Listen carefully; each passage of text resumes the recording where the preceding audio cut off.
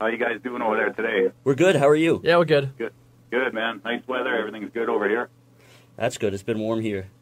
So, first off, I was curious about the band origin and previous lineups or anything. How did everything come together with this new project? Well, basically, around 2007, I started writing some songs and doing, just working on riffs and stuff for what would become Final Darkness.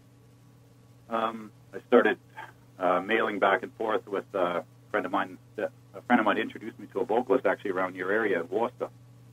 Okay. By the name of Clark Brown, and we started doing some demoing back and forth to come up with an album to release on a friend's label.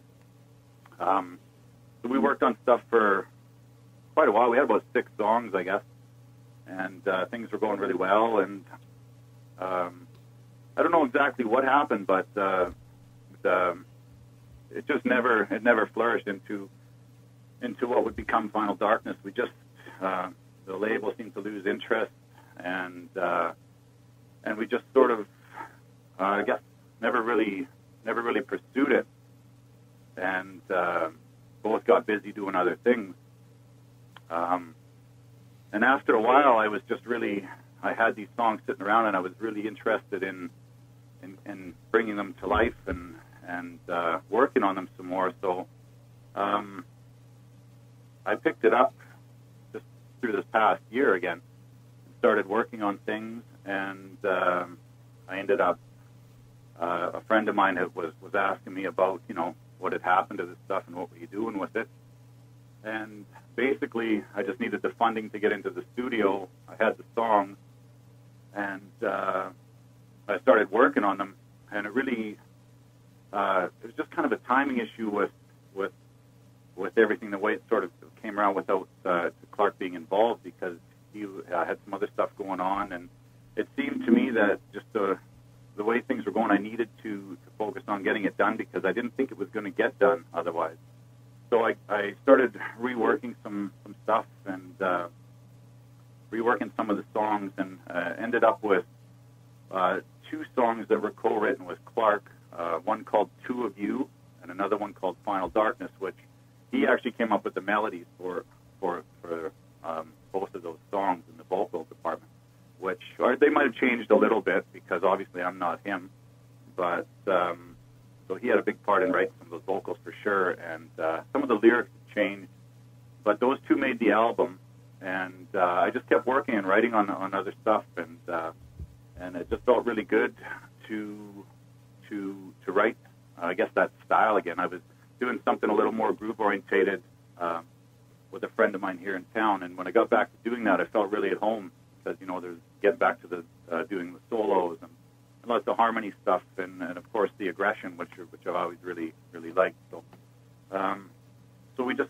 just kind of kept working away at that, and entered Touchwood Studios here in Regina, and went to work with Justin Bender from Into Eternity, the new guitar player. It was probably not so new anymore. He's been in there a while.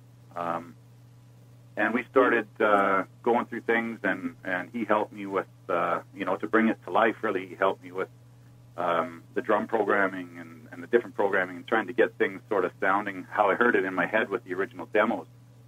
And so, yeah, it kind of started right there, and then we just took it, kept working on it, and the studio is pretty sought after here in Regina, and Justin's a very busy guy, so I started thinking that maybe it might be cool to have an outside ear, have a listen to the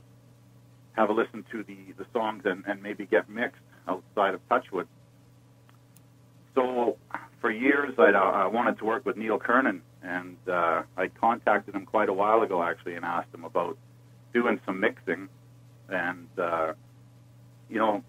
just lucky enough that he responded to me and said he had a small window that he could mix the album in before he went off to do another project, which he was going on for about 3 months. Lo and behold, we got him to mix, so we're pretty happy with that. And pretty excited about that, because I've been a fan of Neil's for a long time. Since I was a kid, I can remember listening to his mixes. So it was pretty exciting, and and that's how kind of everything sort of came to be, you know. So how would you say the writing process was for your debut record? The writing process? Yeah.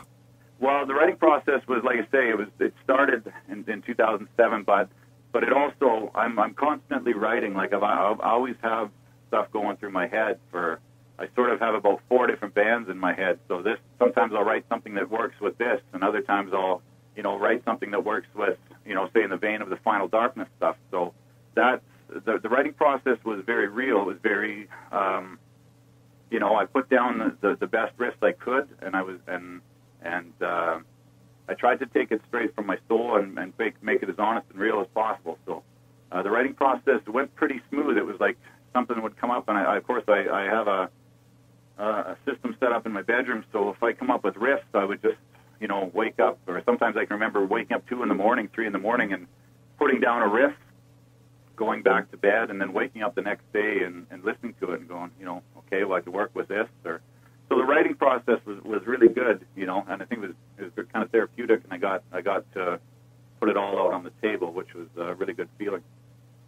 So speaking of the new record and everything, you've got a new music video that's out that features a lot of footage from your past touring with Into Eternity. Can you shed some light on your choice behind using that footage and what the song title and the lyrics might be a little bit about?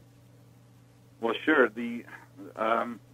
Actually, the song didn't really have anything to do with the band Into Eternity or anything, but I thought in a way it kind of with the lyrics, looking back through the years, where did time disappear? I thought it's true. Time moves so fast, and you always look back on things, and especially when I was going through this footage, I hadn't seen this footage since I shot it, which was back in 04 and 05. So it was from my personal cam, and I had about 26 tapes full of footage from the tours. And when I started to go through it, it really took me back. And some of the stuff it just cracked me up, because there was so much funny stuff and so many good times on the road with those guys that it really I started thinking, well, this might be really good combination of this song with the footage. So I was just basically playing around at home and putting pieces of footage together to the song, and I thought it kind of looked really cool, and some of the stuff just had my split in the gut laughing. So I phoned up Tim and I said, man, you should come over and check some of this out. It's pretty cool. And so he popped by. We had a couple beers and we watched it, and so that's kind of how that came about. And it was just, I think I edited for probably 14 hours putting that stuff all together. And I thought, well, it'd make a nice tribute to our time together and stuff. And it was really a lot of good times. So that's kind of how that came together. Yeah. So talking about Into Eternity and stuff like that, how was it working with them? And I know you seem to be pretty close to them still. And I'm just kind of curious to why you left in the first place. Well, that's a long story. You're looking at 2 different times. You're looking at, that was then and this is now. And, you always sort of, those guys are my brothers. We've always been brothers. We've worked together. Tim and I have worked together since 96. When we worked in my band Pericardium here. And he played on that album as well, both Scott and him. So we've been through a lot together. We've fought like brothers. We've agreed on things. We've disagreed, but in the end, it's the music can't be denied. The stuff we've written together and played together. We always seem to have a really good connection when it comes to music. And I had a lot of things going on in my life back then that it was kind of a whirlwind, because when I joined the band, I came back to Regina from Calgary, Canada, here to join the band. My father was dying of cancer, of pancreatic cancer. I'd lost my grandfather and my uncle at the same time, so I had a whole bunch of stuff going on in my life.